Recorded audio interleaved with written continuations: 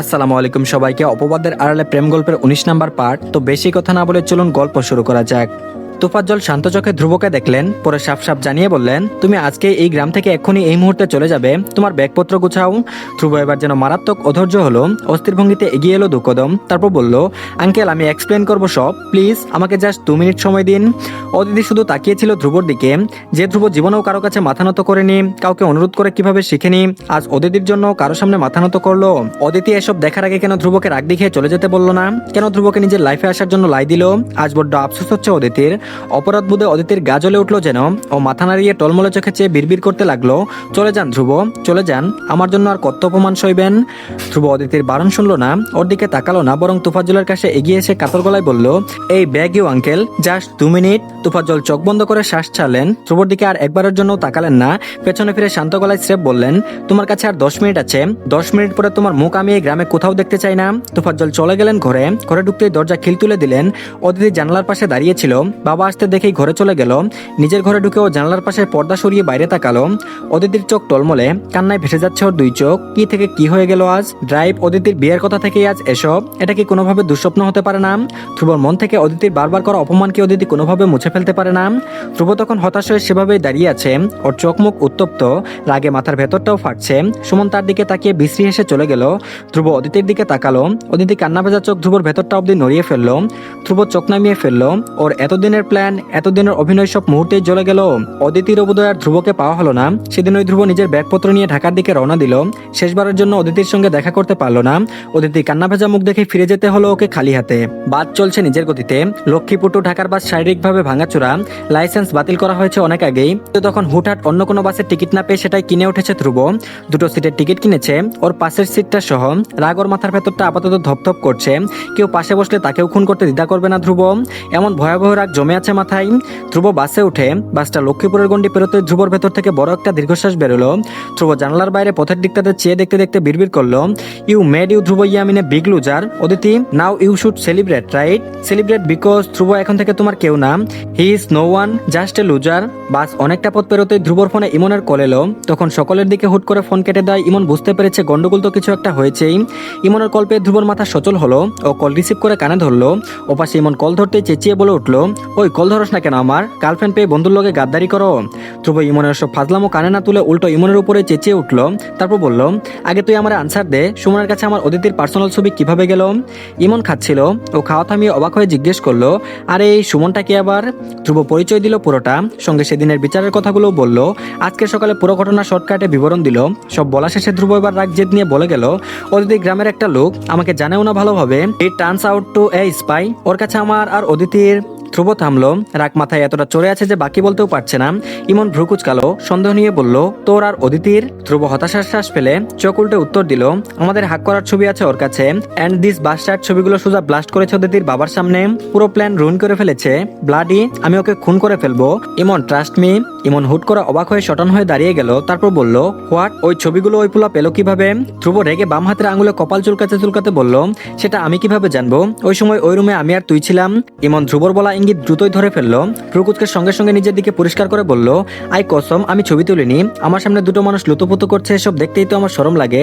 ইমনের এই মুহূর্তে করা মজা ধ্রুবকে বিরক্ত করলো। ধ্রুব চোখ মুখ কুচকে বলল, ফাজলামো কমা, লিসেন, আমি ঢাকা আসছি আজ, আই এম শিওর ছবিগুলো ওই ছেলেগুলাই লিক করেছে, তুই এখন ওদের কাছে যাবি, আমি অ্যাড্রেস মেসেজ করেছি, তোর কাজ হচ্ছে তুই খবর বের করবি ওই ব্লাডি রাস্কেলগুলোর মুখ থেকে, বাকিটা আমি এসে দেখে নেব। ইমন মাথা নেড়ে সাই দিল, তারপর হঠাৎ জিজ্ঞেস করলো, আর অদিতি, ও ঠিক আছে? ধ্রুব দীর্ঘশ্বাস ফেলে বলল, yeah she is safe but I am in danger, তুই যা বলেছি ওগুলো কর আগে।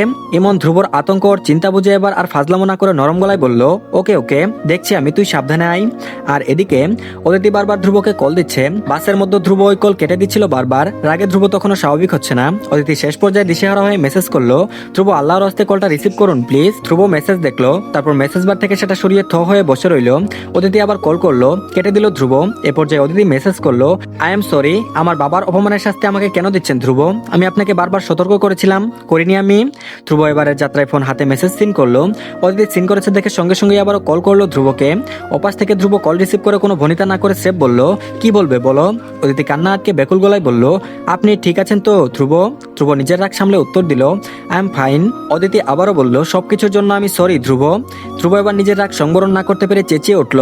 তারপর বলল, অদিতি হোয়াট সরি? তোমার বাবা আজ আমাকে অপমান করেছে। I am fine with that, trust me. কিন্তু তোমাকে কেন নোংরা বলে? কে দিয়েছে ওনাকে সেই রাইট? অদিতি বোঝানোর চেষ্টা করলো, আব্বা জানতেন না ওটা আমি। ধ্রুব আবারও চেঁচিয়ে বলে উঠল, জানেন না তাহলে একটা মেয়েকে নিয়ে এমন কথা বলার অধিকারও ওনার নেই। কিন্তু ওটা যদি তুমি না হতে অন্য কোনো মেয়ে তো হতো। উনি কিভাবে এসব বলেন? I can believe. অদিতি থেমে গেল। ধ্রুব দাঁত খিচে বলে গেল, ইউ নো হোয়াট, তোমার বাবা একজন সেলফিশ মানুষ। উনি ওনার সম্মান গৌরবের কাছে অন্ধ হয়ে গেছেন লিটারেলি। আর তুমি তোমার সেই বাবার জন্য আমাকে সাফার করাচ্ছ। অদিতি এসব শুনে তবদা খেয়ে গেল। ও বলল, আব্বা সেলফিশ নন, পরিস্থিতি এমন। ধ্রুব এবার চূড়ান্ত বিস্মিত হয়ে বলল, ফর গড সেক, তুমি এখনো তোমার বাবাকে ডিফেন্ড করে যাচ্ছ? ধ্রুব ভুল ভাবছিল। অদিতির সঙ্গে সঙ্গে বোঝার ভঙ্গিতে বলল, আমি কাউকে ডিফেন্ড করছি না ধ্রুব, আপনি আমাকে ভুল ভাবছেন। ধ্রুব অদিতির এসব পক্ষ নিয়ে কথা বলাতে কথা এবার বিরক্ত হতে শুরু করলো। ধ্রুব নিজের রাগটুকু অদিতির সামনে প্রকাশ করতে চাইল না। ও স্রেফ চাপা গলায় বলল, অদিতি ফোন রাখো। অদিতি অবাক, কিছু বলতে চাইলো, তারপর বলল, আপনি? ধ্রুব এবারও চাপা গলায় নরম থাকার ভান করে বলল, আই সেইড ফোনটা কাটো। আমি তোমার এসব পক্ষ ধরে কথা বলাটা জাস্ট নিতে পারছি না। অদিতি হতভম্ব হয়ে শুনে গেল ধ্রুবর কথা। পর মুহূর্তে ওর চোখ টলমল করে উঠল। এমন আচরণ করলো তো ধ্রুব ঠিক আছে। ও আস্তে করে কলটা কেটে দিল। কল কেটে ফোনটা রীতিমতো বিছানার উপর ছড়ে ফেলে দু হাতে মাথার চুল খামচে বিছানায় বসে গেল। ধ্রুব ওর সঙ্গে এমন করে কথাগুলো কেন বললো? ওর দোষ কোথায়? ধ্রুবকে অদিতি বারবার মানা করেছে, তারপরও কেন থাকলো ওর বাড়িতে? ও ধ্রুবকে কোনো আশা দেয়নি। অদিতির বারবার মনে পড়ছে ধ্রুবর সঙ্গে তোফাজ্জলের দেওয়া আচরণগুলো। দিলটা ছিঁড়ে যাচ্ছে সেসব মনে করে। কিন্তু কিন্তু এসবের এত খারাপ লাগবে কেন? ওরা তো প্রেম করছে না, তবে কিসের অদিতির এত দায়বদ্ধতা? ও ধ্রুবকে নিজের জায়গা থেকে বারবার সতর্ক করেছে, তবুও সে থেকেছে, অপমান সহ্য করেছে। এখানে অদিতির দোষটা কি? আর তোফাজ্জলের এই রূপ তো অদিতি জানতোই, এমনটা হবে সেটাও জানতো। ধ্রুবকে কি বলেনি ও সেসব? এখন ধ্রুব কিসের এত রাগ আর এগ্রেসিভ আচরণ দেখাচ্ছে? অদিতি ভাবতে পারছে না আর। হঠাৎ নিজের ভাবনার এসব দ্বন্দ্বের মাঝে ওর দরজায় ডাক পড়লো। তারপর বলল, এই অদিতি খেতে আয়। অদিতি থামলো, চোখের পানি মুছতে মুছতে ভাঙা গলায় বলল, তোমরা খেয়ে নাও, আমি একটু ঘুমাবো। ফাহিমা আর ডাকাডাকি করলেন না। কত দূরাতে মেয়েটা একটু ঘুমায়নি, সারাক্ষণ কেমন অন্যমনস্ক হয়ে থেকেছে। বাড়িতে এতগুলো ঝামেলা হয়ে গেল, এখন একটু বিশ্রাম নেওয়া উচিত। তিনি চলে গেলেন। অদিতি বিছানার উপর মাথা রেখে শুয়ে পড়লো। বালিশ ভিজে গেল তার চোখের জলে। দুপুর গড়িয়ে বিকেল হতেই অদিতির ফোনটা বেজে উঠলো। ও দুহাত চোখ মুছতে মুছতে উঠে বসলো। ফোন হাতে নিয়ে দেখলো তানিয়ার কল। এই মুহূর্তে তানিয়ার ফোন পেয়ে অদিতি থামলো কিছু সময়ের জন্য। ও কল রিসিভ করে কানে ধরতে অপাশ থেকে তানিয়া অস্থির গলায় বলতে লাগলো, অদিতি ধ্রুব ভাই অ্যাক্সিডেন্ট করেছে, আমরা এই মুহূর্তে ওনাকে নিয়ে হাসপাতালে যাচ্ছি, তুই কি আসবি? অ্যাক্সিডেন্ট? পুরো কথাটা শুনে থো হয়ে গেল অদিতি। সে ফোনটা আবারও সামনে নিয়ে নাম্বার দেখলো। কয়টা বাজে? 1 ঘন্টা হয়েছে ধ্রুবর সঙ্গে কথা হয়েছে। এই 1 ঘন্টার মধ্যে অ্যাক্সিডেন্ট? অদিতি হতভম্ব হয়ে বলল, তুমি মজা করছো নাকি?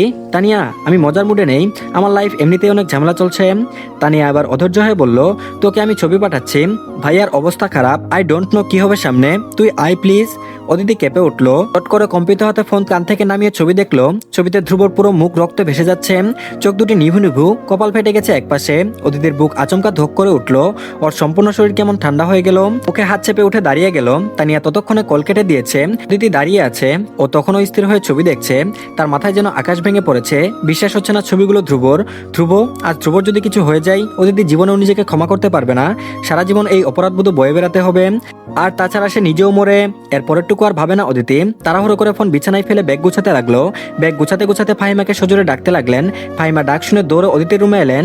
অদিতি তখন পুরো রুম এলোমেলো করে দৌড়ে ব্যাগ গুছাচ্ছে। পাগলের মতো লাগছিল তাকে। ফাহিমা পুরো রুমে একবার চোখ বুলিয়ে অবাক হয়ে অদিতির দিকে তাকিয়ে বললেন, কই যাচ্ছিস তুই? অদিতি ব্যাগে এলোমেলো ভাবে কাপড় ঢুকাতে ঢুকাতে অস্থির গলায় জবাব দিল, ঢাকায় যাচ্ছি। ফাহিমা অবাক হয়ে বললেন, আজ কেন? তোর না পরশু যাওয়ার কথা? অদিতি থামলো, তবে কিছু না ভেবেই তৎক্ষণাৎ জবাব দিল, আমার ফ্রেন্ড অ্যাক্সিডেন্ট করেছে, অবস্থা ভীষণ খারাপ, আমার যাওয়াটা দরকার। মা, আব্বা কোথায়? আব্বাকে বুঝিয়ে দিও। ফাহিমা বললেন, তোর বাপ তো বাজারে গেছে, আসবে রাতে, কাল যা তাহলে, ফ্রেন্ড হইতো শুধু। অদিতি এবার ধীরে পিছনে ফিরে তাকালো ফাহিমার দিকে, টলমলে চোখে ভাঙা গলায় বলল, এটুকু? ওর কিছু হলে আমি মরে যাব মা, আমার যাওয়াটা দরকার। ফাহিমা ভ্রু কুচকালেন। অদিতির এমন পাগল পাগল অবস্থা দেখে সন্দেহ নিয়ে বললেন, ফ্রেন্ডটা কে শুনি? অদিতি থমকে গেল। কি উত্তর দিবে এখন? ফাহিমার প্রশ্নের জবাব যে ওর কাছে নেই। অদিতি কখনো চোখে চোখ রেখে মিথ্যা বলতে পারে না, তেমনি আজও পারেনি। ও দৃষ্টি লুকাতে লুকাতে জবাব দিল, আমার ক্লোজ ফ্রেন্ড, নাম জান্নাত। আসিমা, আব্বাকে বুঝিয়ে দিও তুমি প্লিজ, আমি পৌঁছে কল করব। ফাহিমা অবাক হয়ে মেয়ের দিকে চেয়ে রইলেন। অদিতি দরজা খুলে দৌড়ে বাড়ি থেকে বেরিয়ে গেল। ধ্রুবকে ডাক্তার চেক আপ করে দেখছিল ধ্রুবর কপাল বেশি ফেটেছে, সেলাই লাগবে। আপাতত ধ্রুবর সেলাই চলছে। রুমের বাইরে ইমন ও ধ্রুবর 3 ইডিয়েটের দল অস্থিরভাবে পাইচারি করছিল। পাশেই তানিয়া বসে আছে। তাকে খবর দিয়েছে ইমন যেন ওর মাধ্যমে অদিতিকে টেনে বাড়ি থেকে এখানে আনা যায়। অনেক হয়েছে এদের ঝগড়া বিবাদ, এবার যদি অদিতি ধ্রুবর অসুস্থতা দেখে একটু গলে। পাষাণ মেয়ে, চারানা শক্তি গায়ে নেই, অথচ আজ তো একটা ধ্রুবকে নাকে দড়ি দিয়ে ঘোরাচ্ছে। সাহস কম না এই মেয়ের। ইমনের পাশে সৌরভ দাঁড়িয়ে আছে। তিনি হাসপাতালে আসছেন পর থেকে ফোনে কথা বলছেন। তখন হাসপাতালে বসে থেকে তার জরুরি কাজগুলো নষ্ট হচ্ছে, কিন্তু ছেলের জন্য সব কাজ ফেলে রেখে এখানে বসে আছেন। যতই ধ্রুব তাকে বাবা না মানুক, তিনি তো ছেলে মানেন, তাই তার পিতৃসত্তা তাকে নিয়ে ছুটে এসেছে হাসপাতালে। সৌরভের দিকে এক পলচে ইমন ধীর পায়ে তানিয়ার পাশে গিয়ে দাঁড়ালো। তানিয়া দ্রুত সিনিয়রকে সম্মান দেখিয়ে উঠে দাঁড়ালো।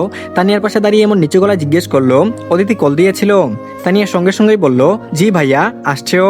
অন করার 3 ঘন্টা পেরিয়ে গেছে, এতক্ষণে এসে পৌঁছে যাওয়ার কথা। ইমন ভ্রুকুচকে ঘড়ি দেখে নিয়ে বলল, এত সময় তো লাগার কথা না। ইমনের কথা শেষ হওয়ার আগেই দেখা গেল অদিতি হাঁপাতে হাঁপাতে করিডোরের সামনে এসে দাঁড়িয়েছে। হাতে ছোটখাটো ব্যাগ, চুল এলোমেলো, কোনো রকমে গায়ে ওড়না টেনে বেরিয়ে পড়েছে বোঝাই যাচ্ছে। ইমন অদিতিকে দেখে খুশি হলো, মুহূর্তেই মুখটা গম্ভীর করে ফেললো। মেয়েটাকে ধ্রুব লাই দিয়ে এত সাহস বাড়িয়েছে। ইমন এত লাই দিবে না ধ্রুবর মতো, যত লাই দেবে তত এই চারানা ছোটখাটো মেয়েটা তার বন্ধুর দিল ভেঙে চুরে খনখন করে দিতে থাকবে। অদিতি ইমনদের দেখে থমকে গেল, নিজের অনুভূতি সামলে ধীর পায়ে ওদের সামনে এসে দাঁড়ালো। ইমন অদিতিকে দেখে ভ্রু বাঁকিয়ে বলল, তোমার না মান অভিমান চলছে তো এখানে কি ধ্রুবকে দেখতে এসেছো? অদিতি মাথাটা নামিয়ে ফেললো, চূড়ান্ত অপরাধবোধ নিয়ে জবাব দিল, সে কেমন আছে এখন, কোন রুমে? অদিতি এত চিন্তা দেখে ইমন রাগী গলায় বলল, ধ্রুবকে মেরে ফেললেই তো পারো, খামোখা বেচারাকে কষ্ট কেন দিচ্ছ? অদিতি তাকিয়ে রইল ইমনের দিকে, পরপর বেগুল গলায় বলতে লাগলো, সব আমার জন্য হয়েছে ভাইয়া, আমার বাড়ি থেকে।